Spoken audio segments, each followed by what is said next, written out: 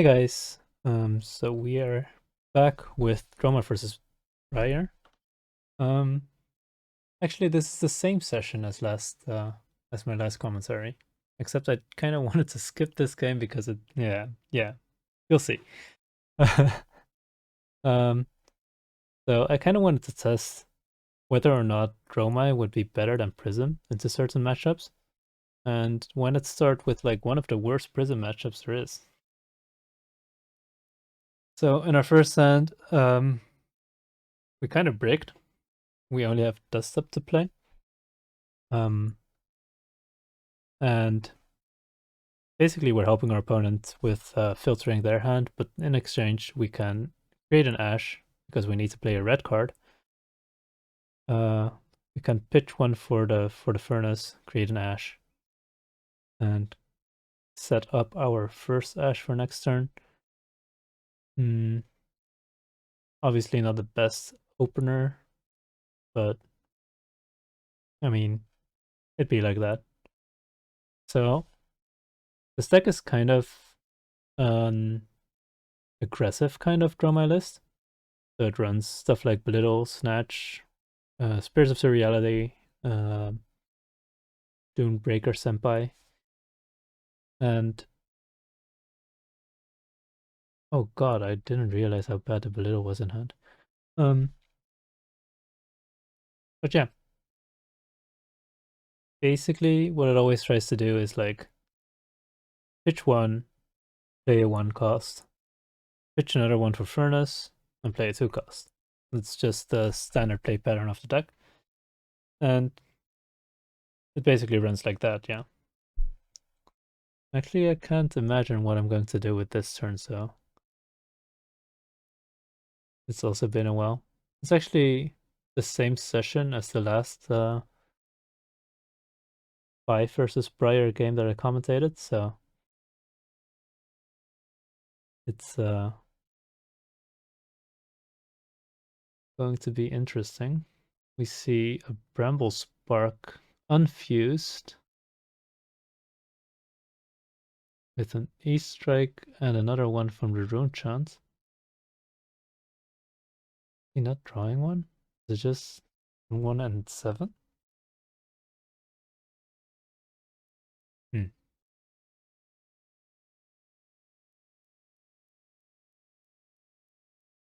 And I take both of those.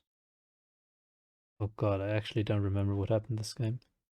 Oh right, it was 1-1-5 go again. And 2 and 2. Right, that makes more sense than 7. Okay. So we're down to 11 now. We took a big chunk of damage. And to do what exactly?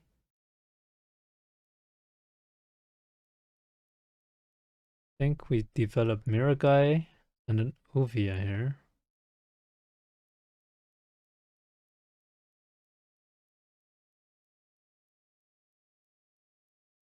And I have this nice Marvel package of cards next to me. I actually didn't realize that you could press page up and page down on those cards, so kind of cool. Didn't know that Tabletop had that feature. I transform an Ash, generate an Ash to create Miragai, and then I use my Furnace, generate another Ash, to make Ouvia, and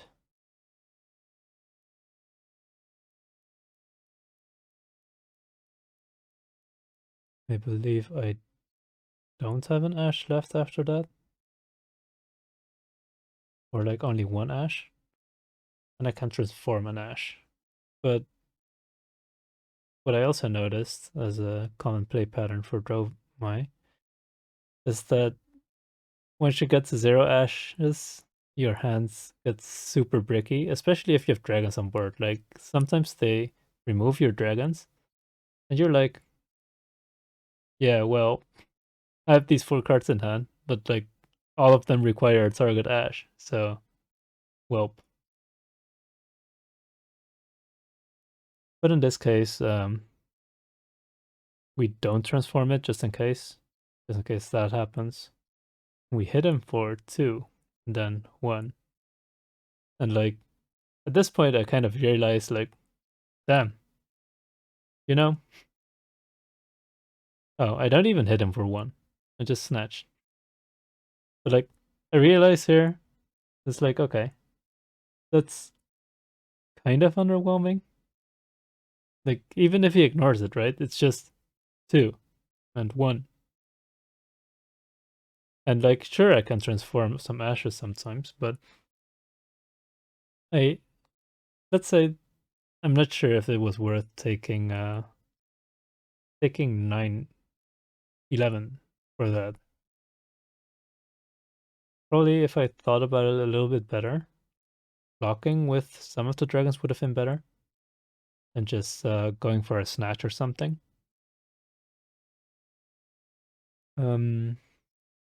But yeah, now they're kind of popping off with a Gorktome, Bramble Spark, used, and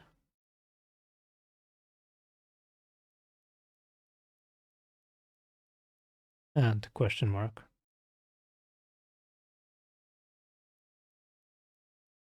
Another big thing in this matchup is like stuff like Bramble Spark and Rosetta Thorn. Their arcane damage is not dealt to the dragon generally. Bramble Spark targets a hero, and can even target yourself, I think. And Rosetta Thorn also targets a hero, so they can quite efficiently attack into that. And he's just going to snatch my dragon with Go again, so that he guarantees a card draw off of that. Wait, does he get an embodiment off of that?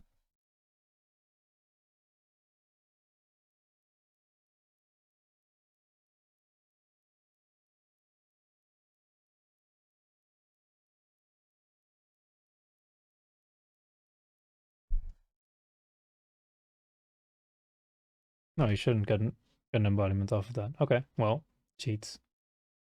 But he does get a card draw off of that.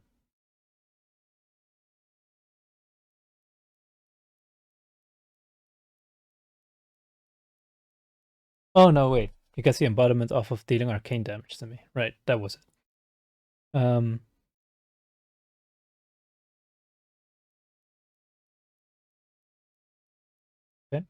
And then he plays his top decked mount and fastest turn, and now we're in trouble.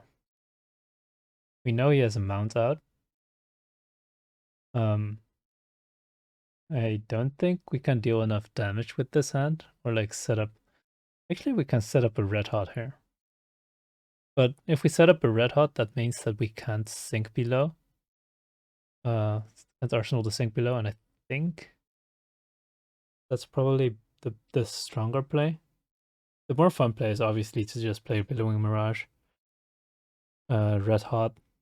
Oh no, Billowing Mirage, attack with everything, and then red hot.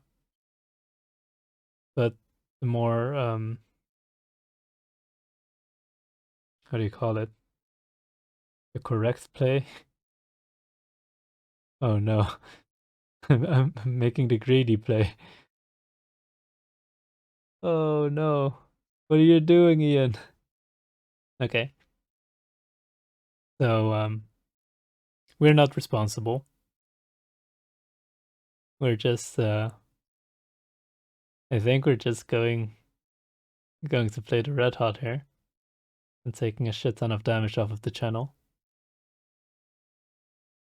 So hitting him for 3, and then a 2, and then a 1. And maybe... Are we disciplined? Feel like... I feel like I'm not. Oh no. Don't do it, Ian. Don't do it.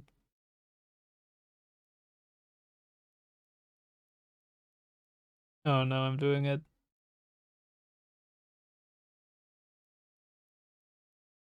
Yep. Fishing for furnace. Red hot. And I mean... This does deal quite a bit of damage, right? Because we're revealing up to 4 cards. And I think that's burning for 4, which is quite a lot. And then also attacking for 4, which is like, we dealt a total of 14 damage this turn. Did we shuffle?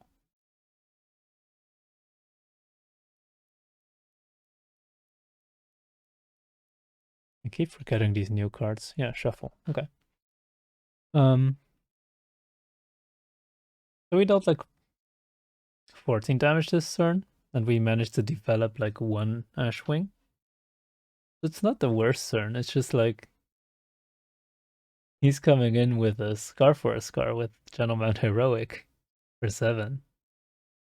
And I'm not blocking this because I'm kind of expecting or like anticipating some kind of snatch kind of thing, so I need to be able to block that. And then there comes the Lightning Surge from Arsenal with Go again. He still has 3 cards in hand. I'm like, okay, well, we're fucked.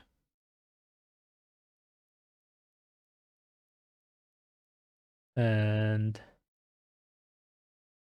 what else? What else is on the menu?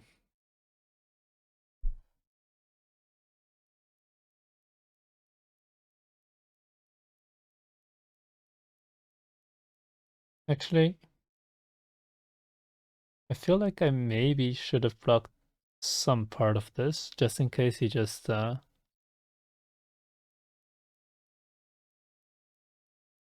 there's no real way for him to play double snatch or something, or anything else with threatening on hit. What is this?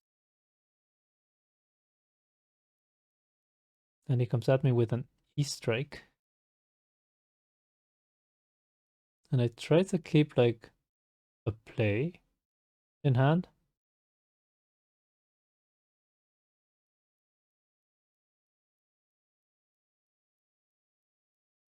But I'm not sure if that's actually worth anything here.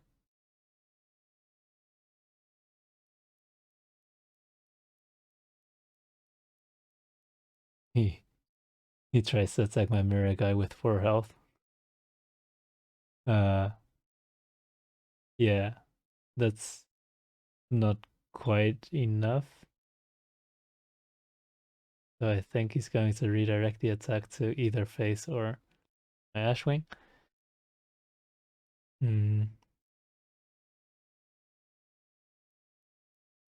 Yeah, and I'm getting hit. And that kind of hurts. Because, you know,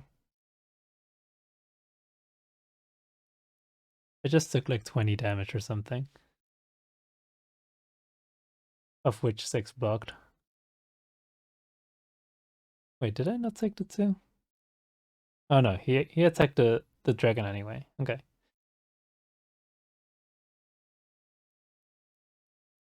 Yeah. And now we're slowly developing board a little bit. And once again, we're in the spot where we could make an Ashwing. But once again, if we top deck something, we still won't really be able to do anything. So, I mean, honestly, at this point of the game, you probably are just forced to block out and like hit for 1. So maybe Ashwing is correct. But still, it feels kind of bad. And at this point, we're like, yeah, we have board, but we're also not threatening anything with this board. And he even has it. That's all you got. So, so he's actually keeping his health up while also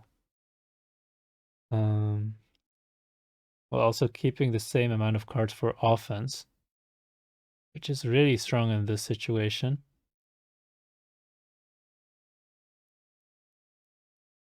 In our next hand, we see another red hot setup, which could be pretty spicy if he doesn't attack any of the dragons. I'm actually not sure if we can play something else in addition.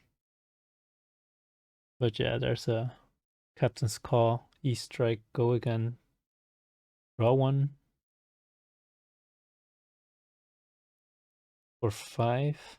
And I think we're kind of forced to block here because we're too low to take anything. Ooh, another Lightning Press. Yeah. And then there's always the Rosetta coming, at least. And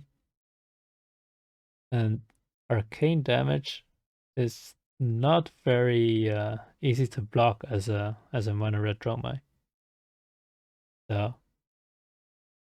let's see what I end up doing. I think this might be the Silken Form turn. But once again, I'm not really getting value out of transforming. So this game overall has just been really awkward with the transformations and stuff. Because I never had enough Ash to transform for Ouvia. And I think that if I blocked a little bit more, or like if I managed to generate Ash in some way, like with footsteps or whatever, maybe this could have been more okay. Developing some dragons once in a while. I prevent the rune chant damage, the one of the Rosetta arcane and one of the Rosetta physical damage, in order to set up a Kyloria play next turn.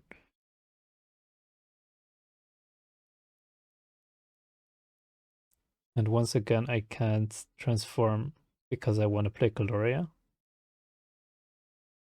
Honestly, this game is like super doomed. Very aggressive start on the Briar side, and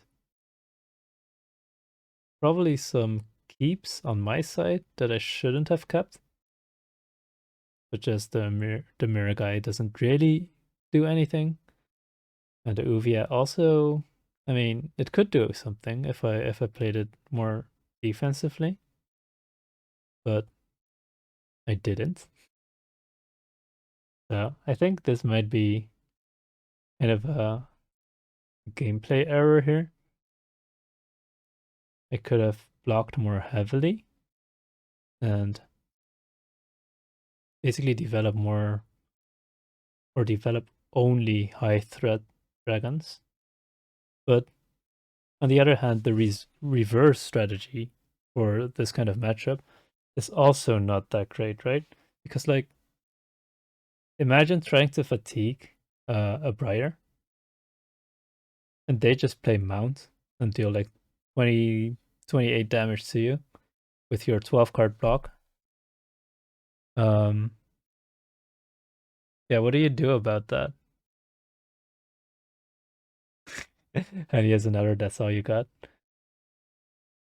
And he has another one. So he's really just getting too much advantage here. Coming at me with a 5-card hand now. Which is kind of cool, because like that's all you got can come from Arsenal as well. So you can kind of transform your Arsenal card in a hand into a hand card with some free blocks as well. So I think that's a really cool card for Briar. I'm scared to play against it, but it's probably okay.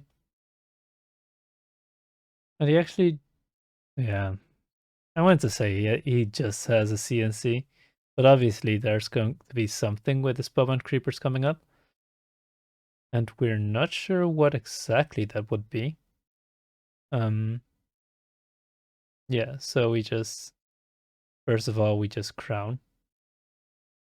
And then consider the other blocks. Because it could just be like a Channel Mount Heroic that he's trying to flash out. And in that case, we got we got destroyed basically. And this way we basically survive on 1 after China Mountain Heroic. But it's just a Sonata Arcanix. So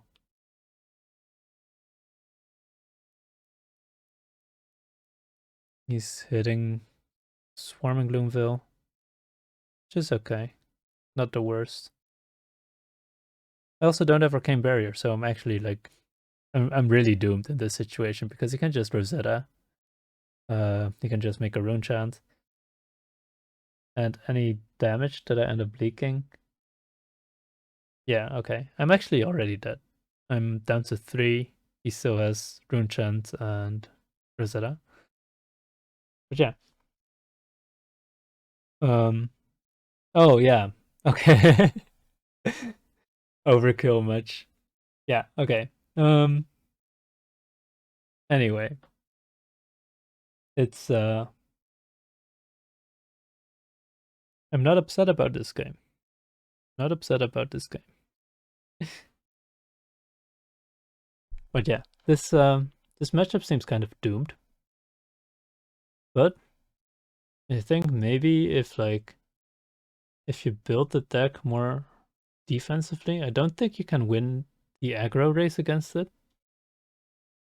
Because it's pretty efficient at removing dragons if they want to, and pretty efficient at dealing more damage than you. So I don't feel like aggroing out a Briar is correct. I do think Peeking Briar could be correct. But you really need some spice to stop them from popping off too much during their pop-off turns. So I don't know, like a CNC when they Channel Man's Heroic or something, or what other disruptive cards? Yeah, that's true.